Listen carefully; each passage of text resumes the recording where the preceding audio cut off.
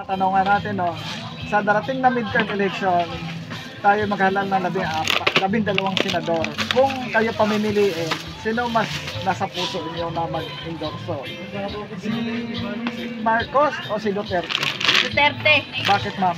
Kasi si Duterte magaling sa bansa. Si Marcos wala. Yung bigas, bababa. 20. Wala naman nangyari. Ang pagbabago. Duterte tayo. So, kung tatakbo si dating Presidente Duterte as senador, iboboto niyo ba? Oh, number 1. Solo. Solo lang. Grabe kayo. Mga single vote. Single vote talaga siya. Single vote. Sige, ma'am. Solo. Salamat mo, ma. Ayan, thank you po. Maghalal tayo ng 12 senador. Ngayon, ang 12 senador ay tiyak may mag-endorse na doon na 2 leader. Si PBBM na si Marcos at saka si PRRD na si Duterte. Kung kayo tanongin, ma'am, sino mas gusto niyo na mag-endorse doon sa 12 senador? Si Duterte po. Bakit, ma'am? Kasi si Duterte kasi marami kasi siya mga project na nagawa. At saka hindi lang salita, may gawa talaga. At saka marami na po siyang napapatunayan. Yun lang po, ma'am. Sige, ma'am, salamat. Thank you po. Ganitong tanong natin, sa darating na midterm election, bali maghalal tayo ng 12 senador. Ngayon doon sa 12 senador ay i-endorse ito ng 2 leader natin, si PBBM at saka si Duterte. Kung kayo tanongin, sino nasa puso yung mag-endorse? Mag-endorse? Para si Duterte ba o si PBBM? Para sa akin naman kasi both naman sila, di ba? Parehas naman. O mamimili ka lang ng isa? Para sa akin si Duterte kasi siya naman sa kanayan. Bakit nagustuhan niya si Duterte? Kasi hindi ko alam kung ano sa pangingin ko eh. Tuloy lang Basta, sa... ang alam mo pa lang kasi di ba yung dating mga niya ginagawa, di ba? Maganda. Tapos ito naman si si BBM, maganda rin naman, pero para sa akin Opinion niyo? mas naano ko si Duterte. Si ate? Yan lang, sir. Wala akong alam masyado sa buti. Yan lang, sir. Salamat, sir. Magandang hapon, sir. Ganitong katanungan natin, no? Sa darating na midterm election, bali maghalal tayo ng 12 senador. Ngayon sa 12 senador ay pipili tayo ng mag-endorso sa kanila. Si PBBM na si Marcos o si PRRD na si Duterte. Kung kayo tanongin, sir, sino mas gusto niyo? Si Duterte. Bakit, sir? Magandang pala. Meron po. Tapos ano pa, sir? Sa akin mas maganda sa lahat. Yan na ang opinion niyo, sir. Salamat, sir. Thank you. Ready na lagi kayong camera nyo. Ma'am, magandang hapon. Sa darating na midterm election, no, maghalal tayo ng 12 senador. Ngayon, doon sa 12 senador, tiyak may mag-i-endorso sa kanilang 2 leader natin. Si PBBM na si Marcos at saka si PRRD na si Duterte. Kung kayo tanongin, ma'am, sino nasa puso niyo? Si Duterte po. Bakit, ma'am? Kasi dating presidente po siya marami siyang natulungan. Isa marami siyang natulungan sa mga mahirap, mga nag-addict, nawalat niya. Yung mga bansa, maganda sa kanya. Basta si Duterte po. Sige, ma'am, salamat, ma'am, ha? Thank you. Thank you. Kung maghahalal tayo ng 12 senador, ngayon tiyak mag-i-endorso ang 2 leader natin, si PBBM na si Marcos at saka si PRRD na si Duterte. Kung kayo pamimilin, sino nasa puso niyo, sir, ang gusto niyo? Si Duterte, sir. Bakit, sir? Kasi matindi siyang Na ano natin. leader? Ano pa, sir, ang gusto niyo sabihin? Saka may pizza. Ganon, may disiplina. Disiplina talaga. Very disiplina na Oo. ang mga ibang tao. Oo. Bibigyan Pamumuno ni Marcos. Ano yung naramdaman mo? mo ito, watak-watak eh. Watak-watak, sir. Noon kayo sa akin, Pero Duterte talagang pinatino niya yung mga adik. Saka nabawasan talaga. Takot sa kanya. Ngayon, wala. Duterte talaga. Ayan po, maraming salamat sir. Salamat po. Sa darating ng midterm election, mag-i-elect tayo ng 12 senador. Ngayon, doon sa 12 senador ay nag-i-endorse ang dalawang leader. Si PBBM na si Marcos at saka si PRRD na si Duterte. Sino kayo, kung kayo tanungin sir, sino nasa puso? Si Marcos. Si Marcos sir. Bakit sir?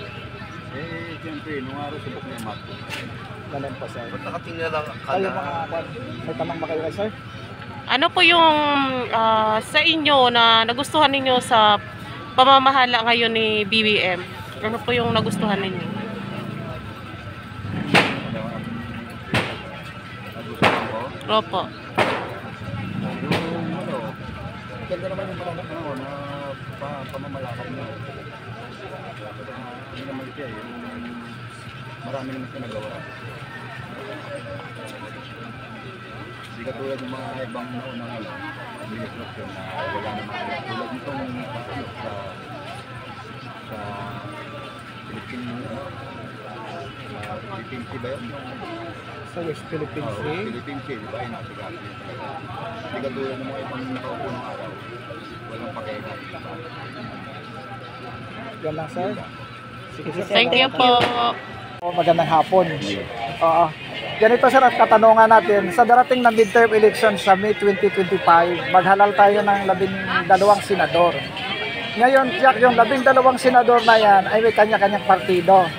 I-endorso ng ni PBBM, ni Marcos at saka partido ni Duterte, ni PRRD. Kung kayo tatanungin sir, mas sino yung gusto yung partido sa 12 senador na ihahalal? Yung ano sir, tungkol sa mga education siguro para makakaroon ng mga tao. Partido mo na sir, yung doon sa 12 senador, may dalawang leader dyan na convert. O sa partido ka ba ni BBM o ni Marcos o sa partido ni Duterte? Si Marcos. Sa Marcos tayo sir. Bakit sir? Maraming nabawat po. Na Siguro eh. Iwalag mo. Kaya maganda naman yung palakad niyo. si sir, salamat. Salamat po. Salamat sa opinion. Hapon na tayo na. Sa darating na midterm election, no, maghalal tayo ng 12 senador. Ngayon, tiyak may dalawang partido na mag-i-endorse sa kanila. Partido ni Marcos, ni PBBM at saka partido ni Duterte na PRRD. Kung kayo tatanungin, sino nasa puso nyo pipiliin? Ano pa rin, Marcos pa rin. Marcos, bakit sir? Last time kasi siya ang binoto ko. Though wala naman akong na mapapala, pero ganun. Pero okay lang kasi yun nasa puso ko talaga. Okay sir, salamat. As a Ano millennial. po yung nagustuhan ninyo ngayon sa Marcos administration? Yung mga build niya talaga. Kasi parang mabilis yung pagka-transpo ng Kasi yung build po ay si Duterte po yung gumawa. Opo. Kaya lang maganda din pinagpatuloy din kasi ang ngayon ko lang kay Duterte. Pwede naman sabihin, di ba? Opo, okay po. Meron Yung malaya last po term kayo. kasi niya, di ba, ang dami po kasi mga namatay na di ba? Opo. Ayun, parang medyo tagilid ako din. Disappointed ako sa part na yun. Ano po yung build project na nagawa po ni BBM? Na alam po ninyo? Wala pa. Wala pa akong alam. Ang alam ko lang kasi yung pinagpatuloy niya yung inano ni Duterte. Okay. Sige kuya, thank you. Mag-i-elect tayo ng 12 senador. So, Kailan? sa next year naman. Next year naman yun, di ba? Opo, ito yung Filing survey lang of naman. candidacy na po sa Itong October. this coming October, magpa-file na sila ng Candidacy. candidacy. Kaya ang aming kwan lang naman, opinion ng taong bayan po. Hindi ito yung, 12 senators. opo, mag-i-elect tayo ng panibagong 12 senators. So, tiyak mag-i-endorso yung dalawa nating leader, no? Si President Marcos, at saka si dating President Duterte. Kung kayo tatanungin, sino ang nasa puso nyo? Mahirap magsalita. Hindi ma'am, opinion lang ito. Opinion lang ito. Parehas din naman maganda eh. Opo, pero ito'y kinukuha lang namin. Kinukuha lang namin yung opinion nyo. Wala pa naman tong video, ma'am. Opo. Pwede ba kayong videohan naman ay konti lang sa channel lang namin sa YouTube? Sa YouTube lang. Oo, Opo. wala to sa mainstream media lang. Pwede na Pwede kaya lang. Ano po? Mahirap mag-comment eh. Saan po? Mahirap mag-ano eh. Hindi ma'am, guaranteed ito ng constitution natin. Ito ay freedom of expression natin. Wala naman tayong sinasagasaan dito. 20 lang. Wala naman tayong sinasagasaan kung sino nasa puso niyo po. Pwede kayo na yun, no? Pwede rin. Kaya ano? Ano ba? Term election, maghalal tayo ng 12 senador. Ngayon, ang 12 senador natin, tiyak, i-endorso ng dalawang leader natin na si PBBM na si Marcos at saka si Duterte na si PRRD. Kung kayo tatanungin, Nay, sino yung nasa puso niyo? Ako si Duterte. Bakit, Nay? Okay din naman siya eh. Okay. Pero okay rin si Marcos. Pero ang pipiliin niyo si Duterte, Nay? Pwede. Okay. Salamat, Nay, ha? Pero okay din si Marcos eh. Kasi hindi naman pare-parehas kasi. Oo. Kanya-kanya ano eh. May maganda rin si Duterte pero hindi na ano si Marcos. So, yun lang, Nay. Yun try. Sige po, salamat, ha? Magandang hapon, ma'am. Bali, ganito ang tanong namin. Sa darating na midterm election, mayroon tayong ihalal na 12 senador. Ngayon, ang 12 senador ay tiyak na may kanya-kanyang partido. Kung kayo tatanungin, sino nasa puso nyo na partido? Partido ni BBM o partido ni PRRD? Si PRRD ay partido ni dating Pangulong Duterte. Duterte pa rin. Ha? Bakit ba? Mas maganda kasi kung malaki Duterte mo. Ganun po. Yun lang masasabi niya, ma'am. Wala na po kayo nagsabi. Tapos si Bongbong Marcos, maganda rin pa malaki. Pero, gusto ko lang rin natin ngayon, mataas yung mga bilihin eh. Hindi niya siguro kung gusto ko yung ganyan mangyari. Pero si Bongbong Marcos, mamalakad lang talaga. Mas gusto ko yung mamalakad yung Duterte. Sige, ma'am. Salamat. Magandang tanghali, sir, no? Ganito ang tanong natin. Sa darating na midterm election, maghahalal tayo ng 12 senador. Kung kayo tatanungin, sino ang napupusuan nyo? Partido ba ni PBBM o ni Marcos o partido ni dating PRRD ni Duterte? Kahit kaninong partido, basta yung bagong manunungkulan. Kasi sawa na tayo sa luma, wala naman nagawa, puro pangako lang. Oo, so mamili lang kayo sa isang opinion nyo lang yun. Hindi naman na tayo Hindi ba natin alam kung sino yung mga tatakbo sa partido ni Duterte tsaka ni Bongo. Kaya nga, dalawa lang muna yung pagpipilian natin. Wala pa tayong pagpipilian sa baba. Babalik pa kami pagdating na nalista na sila. Sa ngayon kasi, Ito ay opinion nyo lang, sir. Sino ba nagpusuan nyo? Sa partido ba ni BBM o sa partido ni Duterte? sa partido ni Duterte. Bakit, sir? Kasi medyo nakarang pamamalakay niya, medyo tumilo ng Pilipinas. Ngayon, parang naghanap na naman yung bumabalik. Hindi natin alam, di ba? Nangyayari ngayon. Kaya ang pinili niyo, sir, partido ni Duterte. Maraming salamat, sir. Thank you po, sir. Magandang tanghali. Ganito ang tanong natin. Sa midterm election 2025, maghalal tayo ng 12 senador. Sa 12 senador ay may mag-endorso na dalawang leader natin. Partido ni PBBM ni Marcos o sa partido ni Duterte. Kung sino yung napusuan? Kayo bahala. Si Duterte. Bakit, ma'am? Parang mas okay siya. Ayan po, ma'am. Maganda yung pamamalakad niya ng nakaraan. Ayun naman.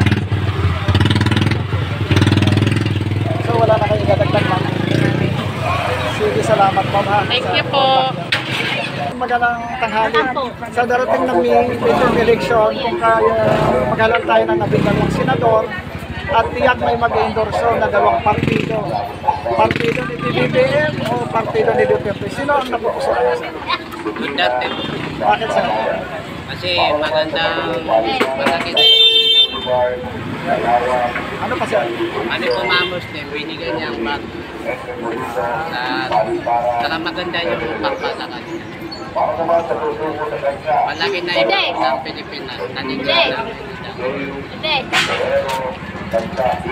Ay, abot naman sa ano ngayon, sa nangyayari sa bansa natin. Hindi. Sa pagtaas ng mga bilihin.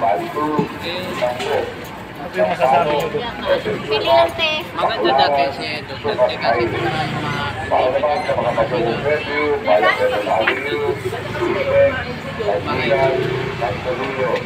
Ngayon, sa pamumuno niya, ni Marcos, ano yung nararamdaman niya?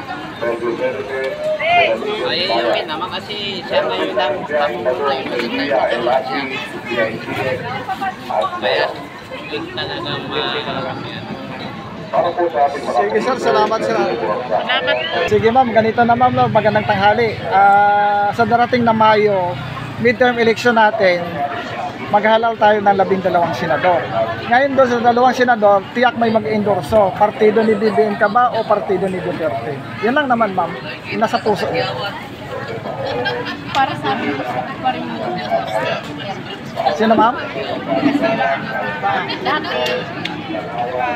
Bibili natin parang lalo nagmahal kung may iba na dapat gusto ko pa yun. Pero karamihan kasi hindi ko alam. Mahirap yung mag-decision. So kung kayo po papipiliin, kung sa mga tatakbong senador, kaninong grupo po yung pipiliin mo? Kay Duterte. Ayun, ma'am, salamat ma'am ha. Thank you po. Na midterm election, maghalal tayo ng 12 senador. Ngayon, itong 12 senador, tiyak i-endorso na dalawang leader, no? Si PBBM at saka si Duterte. Kung kayo papimiliin, sino ang nasa puso nyo na napupusuan nyo na mag-endorso dito sa 12 senador? Si PBBM ba o si Duterte? Siyempre sir, Bakit sir? kasi si Duterte marami ng kapatunan na nagawa. Ano po? Kaya pa ng ulan. Lalo na yung panahon ng pandemic. Kaya yung mga Pilipinong kailangan ito. Sino po tayo sa panahon ng pandemic. So, yun lang po sir. Sa pananagay, sa pamumuno ni Marcos, malayo ba sa dati? Sa kay Tatay Digong? Ang administrasyon na yun? Kasi nga sa tingin ko parang may pagkakaiba din. Kay panahon ng Duterte sa panahon ng Marcos. Kaya nga, patapos sa pandemic, may ginakabalik tayo sa pamumuhay. Nakapagtrabaho ng mga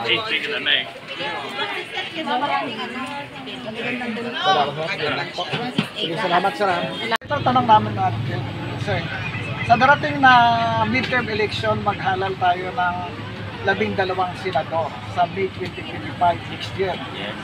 Tiyak, dito sa 12 senador na ito, ay i-endorso ito ng ating dalawang leader.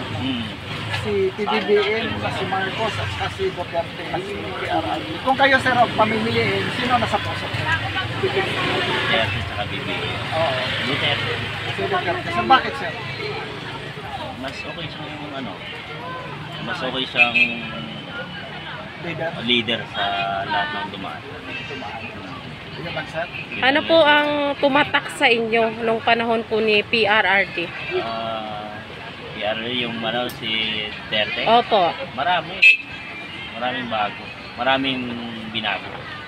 Yun lang po. Yung katulad kasi ngayon, wala pa silindi ngayon. Ramdam niyo po ba? Parang walang ano. Normal lang. Walang namumuno? Parang gano'n? Hindi naman, parang hindi mo ramdam yung yung isang ama? Parang tawag natin sa Pangulo, parang ama yan. Parang hindi mo ramdam ang pagiging ama ng walang buhay. Kumpara mo sa dati. Siguro, mas okay lang kung bumalik ulit si Duterte. Kasi patakbo siyang senador sir. Senador siguro, wala mang ano eh. Iboboto niya sir. Hindi ko alam kung sila tatakbo. Pero rapi pa rin yata eh. Hindi sir. Tatakbo siya. Takbo siya si Pangulong. Dating Pangulong. Pwede kahit vice president eh. Pwede naman. Pero mukhang senador muna daw. Senador? Shoot naman siya. Pag palaro yan, pag senador, kahit vice president kaya. Pero iboboto niyo siya. Oo, oo. Galing talaga. Thank you po.